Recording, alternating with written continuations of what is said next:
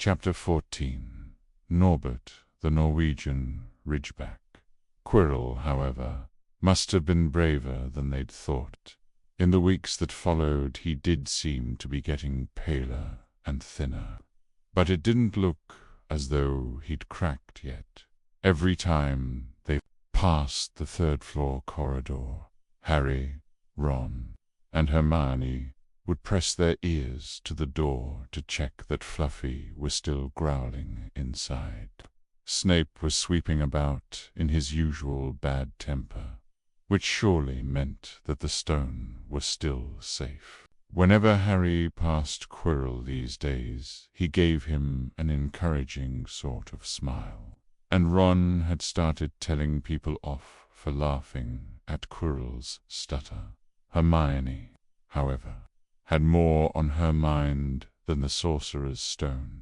She had started drawing up study schedules and color-coding all her notes. Harry and Ron wouldn't have minded, but she kept nagging them to do the same. Hermione, the exams are ages away. 10 weeks, Hermione snapped. That's not ages. That's like a second to Nicholas Flamel. But we're not 600 years old, Ron reminded her. Anyway, what are you studying for? You already know it, eh? What am I studying for? Are you crazy? You realize we need to pass these exams to get into the second year. They're very important. I should have started studying a month ago. I don't know what's gotten into me. Unfortunately, the teachers seemed to be thinking along the same lines as Hermione. They piled so much homework on them that the Easter holidays weren't nearly as much fun as the Christmas ones.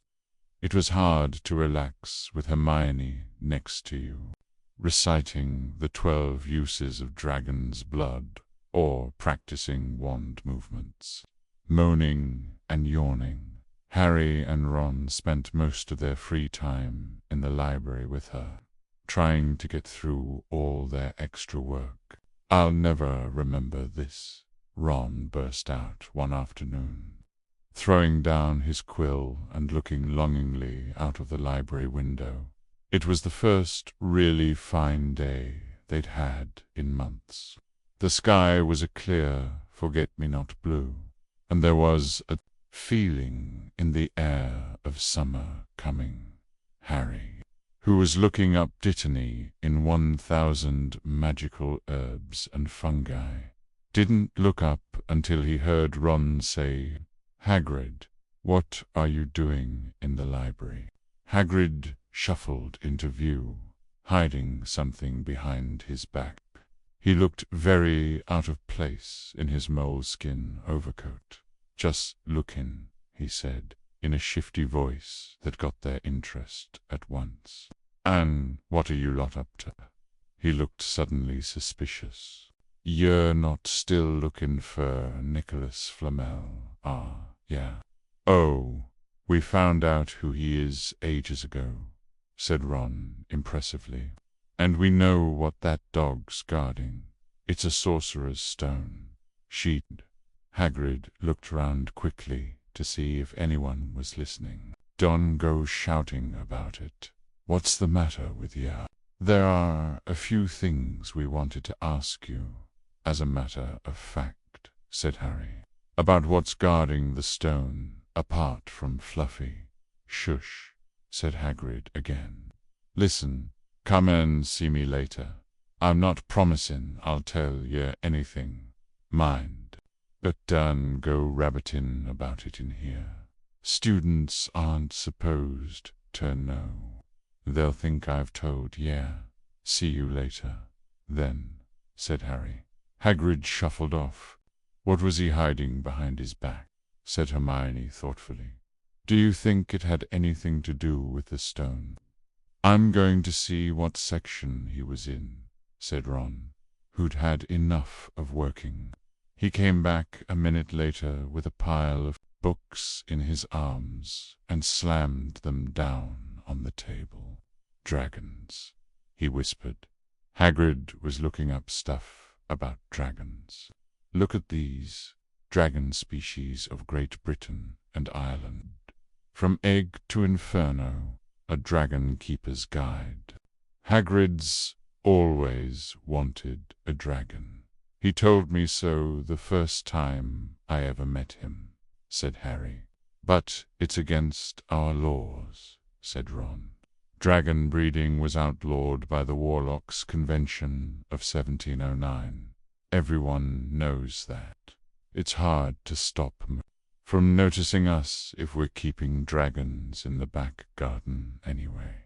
You can't tame dragons. It's dangerous. You should see the burns Charlie's got off wild ones in Romania. But there aren't wild dragons in Britain, said Harry. Of course there are, said Ron. Common Welsh green and Hebridean blacks. The Ministry of Magic has a job hushing them up. I can tell you, our kind have to keep putting spells on muggles who've spotted them to make them forget. So what on earth's Hagrid up to? Said Hermione, when they knocked on the door of the gamekeeper's hut. An hour later, they were surprised to see that all the curtains were closed. Hagrid called, "Who is it?" before he let them in, and then shut the door quickly behind them. It was stifling hot inside, even though it was such a warm day. There was a blazing fire in the grate. Hagrid made them tea and offered them stoat sandwiches, which they refused. So, yeah, wanted to ask me something. Yes, said Harry. There was no point beating around the bush. We were wondering if you could tell us what's guarding the Sorcerer's Stone, apart from Fluffy. Hagrid frowned at him. "Zero course I can't," he said. "Number 1, I don't know myself. Number 2, yeah, know too much already. So I wouldn't tell, yeah, if I could. That stone's here for a good reasons. It was almost stolen out of Gringotts. I suppose ya have worked that out and all. Beats me how ya even know Abu, Fluffy. Oh, come on, Hagrid. You might not want to tell us, but you do know. You know everything that goes on round here," said Hermione in a warm, flattering voice. Hagrid's beard twitched, and they could tell he was smiling. "We only wondered who had done the guarding, really," Hermione went on. "We wondered who Dumbledore had trusted enough to help him, apart from you." Hagrid's chest swelled at these last words. Harry and Ron beamed at Hermione. "Well, I don't suppose it could hurt to tell ya that. Let's see. He borrowed Fluffy from me. Then the teachers did enchantments. Professor Sprout, Professor Flitwick, Professor McGonagall. He ticked them off on his fingers. Professor Kehoe, Dumbledore himself did something. Of course. Hang on, I've forgotten someone. Oh, yeah, Professor Snape. Snape. Yeah. You're not still on Abu. Yeah. Look, Snape helped protect the stone. He's not about to steal it.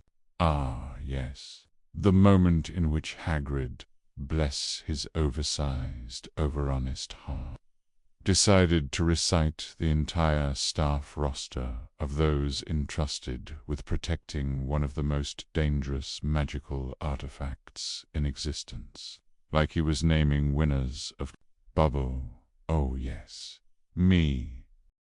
The very same Snape that Potter and his red-headed shadow have been whispering about in corridors, like they're solving a mystery novel.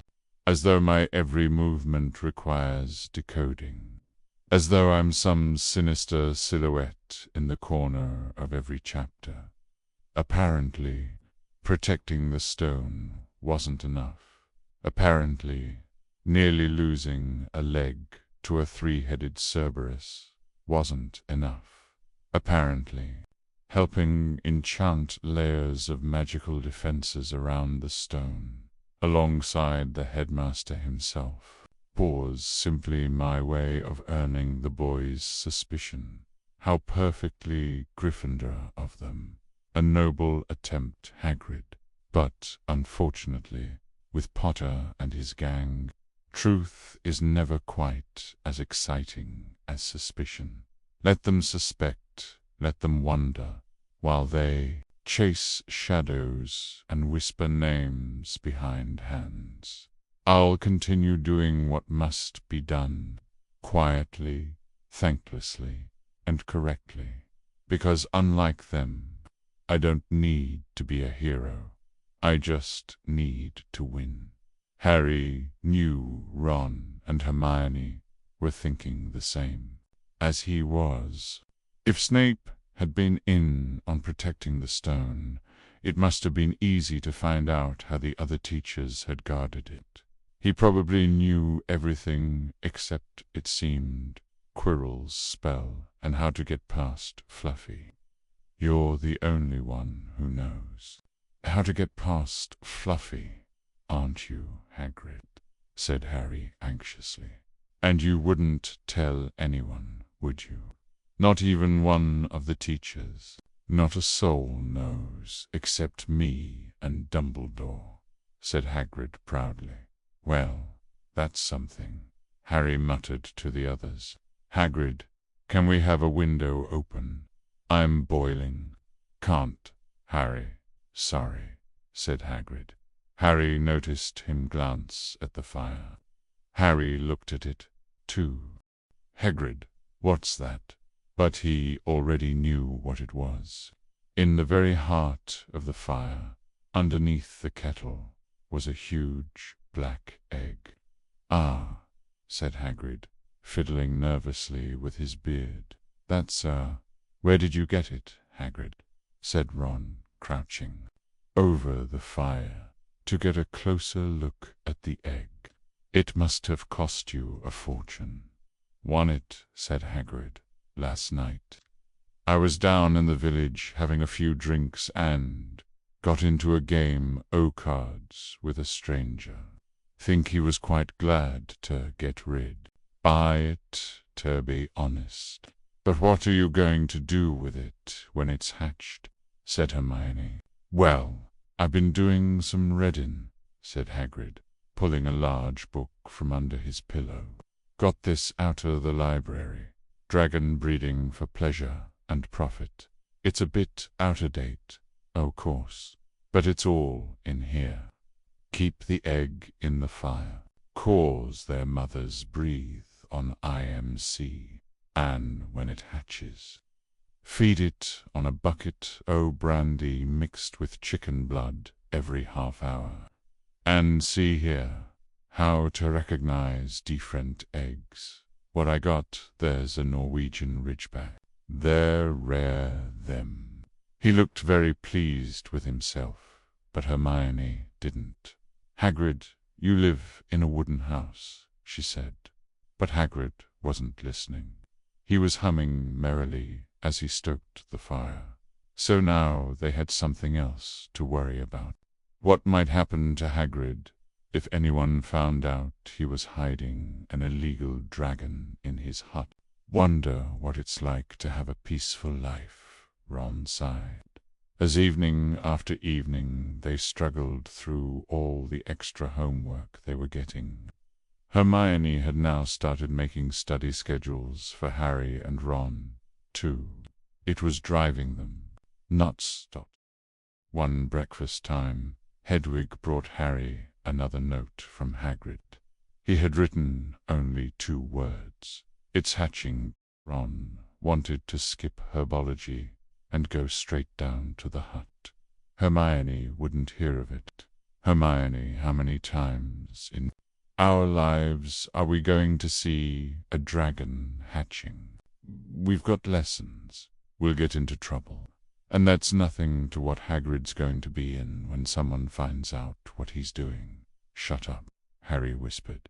Malfoy was only a few feet away, and he had stopped dead to listen. How much had he heard? Harry didn't like the look on Malfoy's face at all. Ron and Hermione argued all the way to herbology, and, in the end, Hermione agreed to run down to Hagrid's with the other two during morning break. The bells sounded from the castle at the end of their lesson. The three of them dropped their trowels at once and hurried through the grounds to the edge of the forest. Hagrid greeted them, looking flushed and excited. "It's nearly out." He ushered them inside. The egg was lying on the table. There were deep cracks in it. Something was moving inside. A funny clicking noise was coming from it. They all drew their chairs up to the table and watched with bated breath. All at once there was a scraping noise, and the egg split open. The baby dragon flopped onto the table. It wasn't exactly pretty. Harry thought it looked like a crumpled black umbrella. Its spiny wings were huge compared to its skinny jet body. It had a long snout with wide nostrils, the stubs of horns and bulging orange eyes. It sneezed. A couple of sparks flew out of its snout. "Isn't he beautiful?" Hagrid murmured. He reached out a hand to stroke the dragon's head. It snapped at his fingers, showing pointed fangs. "Bless him. Look, he knows his mummy," said Hagrid. Hagrid said, "Hermione, how fast do Norwegian ridgebacks grow?" "Exactly." Hagrid was about to answer when the color suddenly drained from his face. He leaped to his feet and ran to the window. "What's the matter?" Someone was looking through the gap in the curtains. "It's a kid. He's running back up to the school." Harry bolted to the door and looked out. Even at a distance, there was no mistaking him. Malfoy had seen the dragon. Something about the smile lurking on Malfoy's face during the next week made Harry, Ron, and Hermione very nervous. They spent most of their free time in Hagrid's darkened hut, trying to reason with him. "Just let him go," Harry urged. "Set him free." "I can't," said Hagrid. "He's too little. He'd die." They looked at the dragon. It had grown 3 times in length. In just a week, smoke kept furling out of its nostrils. Hagrid hadn't been doing his gamekeeping duties because the dragon was keeping him so busy. There were empty brandy bottles and chicken feathers all over the floor. "I've decided to call him Norbert," said Hagrid, looking at the dragon with misty eyes. "He really knows me now. Watch. Norbert, Norbert, where's Mummy?" "He's lost his marbles," Ron muttered in Harry's ear. "Hagrid," said Harry loudly, "give it 2 weeks, and Norbert's going to be as long as your house. Malfoy could go to Dum at any moment." Hagrid bit his lip. I know I can't keep him forever, but I can't just dump him. I can't." Harry suddenly turned to Ron. "Charlie," he said. "You're losing it too," said Ron. "I'm Ron, remember?" "No, Charlie, your brother, Charlie. In Romania, studying dragons. We could send Norbert to him. Charlie can take care of him and then put him back in the wild." "Brilliant," said Ron. "How about it, Hagrid?" And in the end, Hagrid agreed that they could send an owl to Charlie to ask him. The following week dragged by. Wednesday night found Hermione and Harry sitting alone in the common room, long after everyone else had gone to bed. The clock on the wall had just chimed midnight when the portrait hole burst open. Ron appeared out of nowhere as he pulled off Harry's invisibility cloak. He had been down at Hagrid's hut, helping him feed Norbert, who was now eating dead rats by the crate. "It bit me," he said, showing them his hand, which was wrapped in a bloody handkerchief. "I'm not going to be able to hold a quill for a week. I tell you that dragon's the most horrible animal I've ever met. But the way Hagrid goes on about it, you'd think it was a fluffy little bunny rabbit. When it bit me, he told me off for frightening it, and when I left, he was singing it a lullaby." There was a tap on the dark window. "It's Hedwig," said Harry, hurrying to let her in. She have Charlie's answer. The three of them put their heads together to read the note.